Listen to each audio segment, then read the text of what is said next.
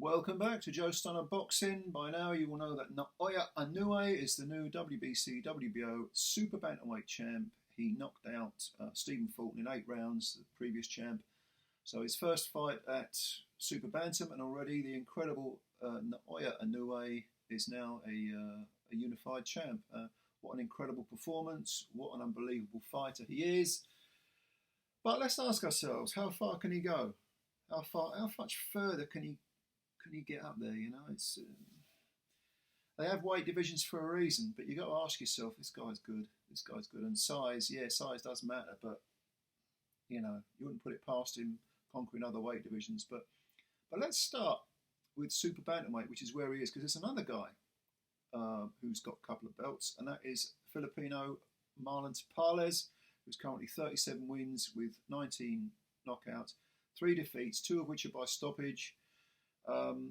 And his last fight was against Murodjon Akhmadaliev, who at the time was undefeated, 11-0. Tapales beat him, split decision, picked up the IBF and the WBA titles. His last defeat was in 2019. He got stopped in 11 rounds by Iwasa, a guy called Iwasa, I think. I can't remember his first name. I'm sure I saw that fight. Anyway, I can't remember the guy's name, Iwasa. Anyway, Iwasa stopped him in 11 rounds. But then the other 2 defeats, you've got to go way back. I mean, the last one was in 2013 to David Sanchez. That was a majority decision over 12. And then he had early career defeat where he's 6-round retirement against a journeyman. So Tapales at 31, I mean, if he's not in his prime, then he's very close to it. Southpaw, which is interesting. But you got to favour Inoue to knock him out. I mean, I would. Offhand, I haven't seen a great deal of Tapales. I'm sure I've seen about 3 or 4 of his fights. I watched the Akhmadaliev fight, which is his most recent one. Because that was only in April of this year. But yeah, I'm sure when you get to my age, you know, your memory goes. But I'm sure I've seen him. I'll have to refresh my memory. But from what I do remember of him, I don't see him beating Inoue. I think Inoue stops him. Although he's a southpaw, and he's fought a lot in America as well, which means he's travelled a bit. Going over to Japan, obviously he's a Filipino, but going over to Japan, he's actually fought in Japan before.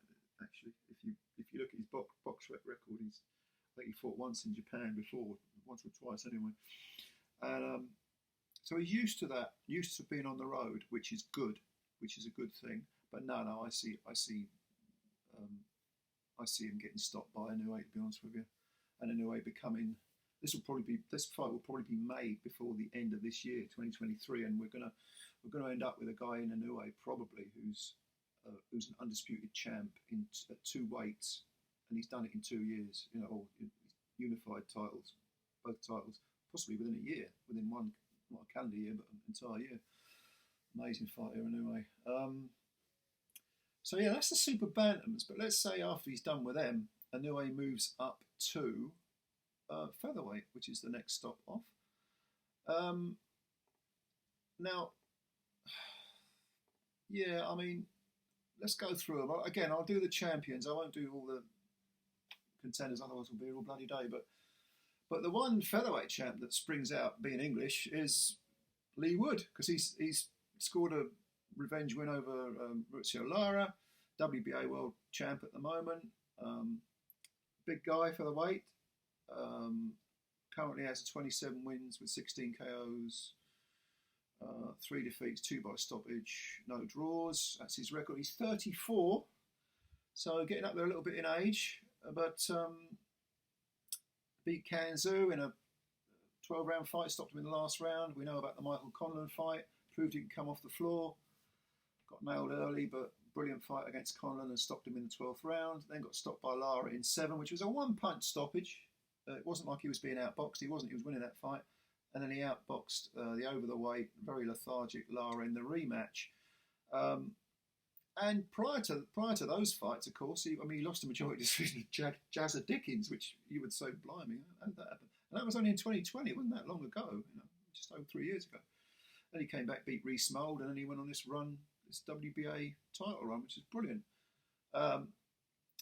Now, he's a very good He's an orthodox fighter, very good, very disciplined fighter, very precise puncher, likes to throw punches when he's more or less convinced they're going to land. Defensively, very, very good. But frankly, I see Inoue having too much of everything. I think Inoue's too busy. The speed, the poise, the power, and the industry of Inoue is immense, is amazing. I mean, he's got that ramrod jab, like a piston. He comes out, first couple of rounds, he had a look at you, and then once by the end of the second round, the engine's running, and he's very, very busy. And the moment he clips you, he'll come in, and he fires combinations. The thing about Inoue is one of the many great things. I said this yesterday when I was on a hangout with Boxing Beats and Rhymes. The thing that really impresses me about him, one of the many things, is that they say don't load up with every punch to a fighter. Vary the power. Almost like lull the guy into a false sense of security. Inoue does fire with knockout power in every punch, even his jabs. But he's got such great technique, such poise, such an ability to hold his shape, and so relaxed that he's able to do that convincingly. It's quite amazing to watch. And I think he'll have too much for Lee Wood. I mean, it wouldn't surprise me. Wood's a tough old sod. It wouldn't surprise me if Wood lasted the distance. But I think, off the cuff, I mean, don't take this as a gospel prediction, but I'd say Wood will probably get stopped by Inoue in about between the 8th and the 10th, something like that. 10 rounds, I'd say. I don't see Wood beating Inoue, although it's possible. Size does matter, So that's Lee Wood. Luis Alberto Lopez, who you may, of course, be very familiar with because he's just flattened Michael Conlon over in, is it Belfast? I think it was Belfast. Underrated fighter, very underrated, tough, not that tall, 5'4", orthodox fighter. So he wouldn't tower above Inoue. And a lot of people immediately think, well, that's an advantage for Inoue, but not necessarily. Sometimes if you're the same height, it can. I mean, some people like fighting taller guys. Look at Fulton, was being out-jabbed by the smaller man, smaller in terms of physiology and in dimensions. I think this would be a great fight. I think Lopez, Mexican, tough guy, been on the road a lot. I mean, first came to Britain to knock out Isaac Lowe and beat him. Lowe at the time was undefeated.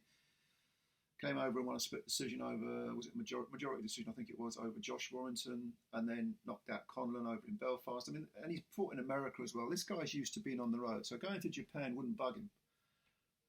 Tough guy. I think this could be I would probably favour Inoue, but I think it would be he might last the distance, Lopez. I think he's quite underrated. But yeah, I would probably pick Inoue to beat Luis Alberto Lopez. Who else we got? Let me think. Who else we got at featherweight? We got Brandon Figueroa is an interim champion, and Brandon Figueroa's only defeat was to Stephen Fulton. It was a majority decision back in 2021, back into 2021. And since then, he came back. He fought Carlos Castro, who was 27-1, and stopped him in 6. And then he defeated Mark Magsayo, who had only been beaten once before. So he's on a bit of a roll, but he's at featherweight, but he's also held super-bantamweight title. He did beat Luis Nery, who previously undefeated 31-0. Stopped him in 7 rounds. That was a good win. Beat Damian Vasquez, who was 15-1-1 at the time. Yeah, not the biggest of feathers, but he was 5'8", again, quite tall, orthodox fighter, 26 years of age, so he's coming into his prime. Good fighter, very, very good fighter, no doubt. Yeah, he could give Inoue some problems, but again, I don't know. I just wonder. You got to wonder about these. I just wonder about Inoue's ability to just keep that engine rolling and keep those punches coming. And I just think Inoue outworks so many of these guys. But again, we repeat, size matters. Figueroa, even though he was a super bantam, probably settled into the featherweight. Well, he has settled into the featherweight division relatively well. I would slightly favour Inoue, but Figueroa can fight. Yeah, it wouldn't surprise me if Figueroa pinched it. Yeah, okay, so that's Figueroa. Don Lopez. Who else we got? Well, we got the obvious one. I'm saving until last. Was Robeisy Ramirez, because Ramirez is the WBO champ, and he fought on the undercard of the Fulton Inoue fight. And I have reservations about Robeisy Ramirez. I don't like the fact that he doesn't. There are periods of every round where he just doesn't fire any punches. I don't think he jabs enough. I think he's got a lot of power. He loves the uppercut. But I think there is an element of him flattering to deceive, as good as he is. Now, when I make these little criticisms, I'm judging everyone by the absolute A+ grade, because that, to me, that's what Inoue is. He's proved it. So Ramirez, I mean, that first fight of his where he lost on points, his debut. I mean, it was all right. That can happen. I don't put any stock in that, but there is something about Ramirez that I'm not convinced about, and I think it is the fact that he just doesn't fire enough punches. He neglects his jab. He tends to rush in. With Inoue, he moves in very, very quickly, but his footwork is so beautiful that he's never leaned over the front foot. He's never not poised to punch. He sets himself incredibly quickly, and he's remarkably fast. With Robeisy Ramirez, there's too much inactivity in some of these rounds. And when he gets you in trouble, he's all over you. But he kind of, there isn't enough counter punching for me. The individual counter punches, yes, but he's going to have Inoue right in his face all the time and being busy. And I always like to see fighters punch between the opponent's offense. If you've got a busy guy in front of you, you can't just play this game where you're sort of hanging back and waiting for him to finish, because he's never going to finish as long as you're letting him punch. At some point, you've got to thread your own punches through what's coming back at you. And Ramirez, there's no doubt about it, Ramirez is a very, very talented fighter, don't get me wrong. But I just feel that up at feather, I would definitely pick Inoue to beat him. That's my honest opinion. Of course, I could be wrong, couldn't I? There is one other featherweight, actually I almost forgot about him, which is Ray Vargas. Is he WBC champ? I think he is. He's 36-1, 22 KOs. His one defeat was in his last fight, actually, because he moved up to lightweight, took on O'Shaki Foster and lost. Unanimous decision. And it was close. No, excuse me, it wasn't that close. It was a win for Foster, I thought. Although Vargas wasn't completely outclassed. He's from Mexico, 5'7", 5'8", something like that. He's 32 years old now, Vargas, so he's probably as good as he's going to get. I would pick Inoue to at least outpoint him. Good fighter, but no, I don't see him as being an A+, absolute top tier guy, an elite guy, to be honest with you. So those are the featherweights. Let's go up to super featherweight. So we're getting high up now. We're getting high up in the heavens for a guy who started at light flyweight, which is Inoue. Didn't even bother with flyweight. Jumped over to superfly and then unified and became undisputed at bantam. Might well be by the end of the year the undisputed champ at super bantam. We're going up two weight division out to super featherweight. So super featherweight. Again, being from Britain, I'm going to start with the British champ, who is Joe Cordina, IBF world champ. Just came off terrific split decision win against Rakimov, who was previously undefeated. Very, very tough fight. Rakimov gave everything in that fight. That's the thing I remember about that. Even though Joe won it, Rakimov was so exhausted and he almost collapsed. But yeah, good win for Joe. Good win, definitely. Prior to that, he beat another Japanese fighter, Ogawa, Kenichi Ogawa. Stopped him in 2 rounds, knocked him out. Beautiful knockout. One of the knockouts of the year. That was last year. Then he got stripped of the title because of a hand injury. Then he beat Rakimov to regain the title. Good wins. Very good wins. Miko Kachatayan was undefeated when he fought Joe back in 2021, and Joe outpointed him over 10. So that's another undefeated fighter he beat. Prior to that, though, European level fights, decent domestic level opponents. Hasn't travelled at all. So if he was to go over to Japan, that would be an intangible, a question mark over him. He's 31 now. Joe, I would, despite the weight difference, I would pick Inoue to beat him, probably on points. Joe's tough. Joe's a tough guy, but I see him being outworked. I think the size would give. It's purely the size would give Inoue problems. So yeah, I think Inoue might win on points, especially if it was in Japan. But I wouldn't pick a knockout. I don't think. I'm just going off the cuff here. I'm not saying. I mean, I might review these later on and think, well, I might pick a knockout, but yeah, that's Joe. That's Joe for you. Joe Cordina. I think win on points for Inoue would be my pick. Then we've got Oshaki Foster, who we've already mentioned. 20 wins, 11 KOs, 2 defeats, both on points. But the 2 defeats were a couple of 8-rounders back in 2015 and 2016. Since then, he's come on strong. 29 years old, so he's in his prime. He's about 5'8", 5'9", so a tall guy. So, I mean, Fulton didn't pose any problems for Inoue, but don't forget, Foster is a big guy, big lad. Current WBC super feather champ. Defeated Ray Vargas in his last fight. It was jumping up. Beat Yakubov on a 12-round decision. What was that for? One of those those WBC trinket belts. It was, because the Vargas fight was a vacant fight. That's right. Yeah. Okay. But Yakubov was undefeated, and Foster beat him on a unanimous decision.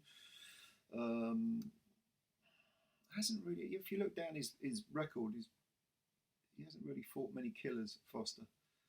Good fighter. Again, big. Size does matter. Would Inoue beat him? I can see Inoue outpointing him. Yeah, being too busy for him, outpointing him. Even if it's a majority decision or a split decision, I think Inoue would beat Foster. Yeah. Could stop him? Yeah, it's possible. It's possible. With Inoue, I would never rule anything out, but that's Foster. Anyway, who else have we got? Emmanuel Navarrete, WBO champ. 37 wins with 31 KOs, 1 defeat on points. And the defeat that was on points was back in 2012, so over a decade ago. I think we can rule that out. But he's the current WBO champ, and has held it for a little while now. I think he won the vacant title against Ruben Villa, who's undefeated. That was back in 2020, 12-round decision. So he's fought at featherweight. He's become an established belt holder for several years now. Mexican fighter, 28 years old, tough guy, good skills. Established at the weight, big for the weight, you might say. Yeah. I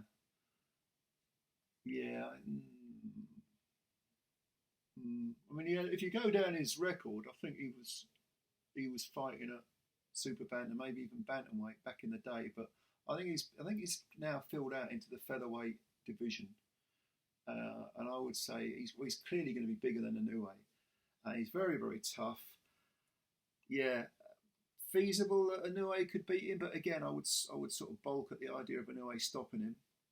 But yeah, it's possible. I wouldn't rule out Navarrete. He's got some pop. 31 wins in 37 victories. 31 KOs in 37 victories is good. Very, very good. So I wouldn't rule him out.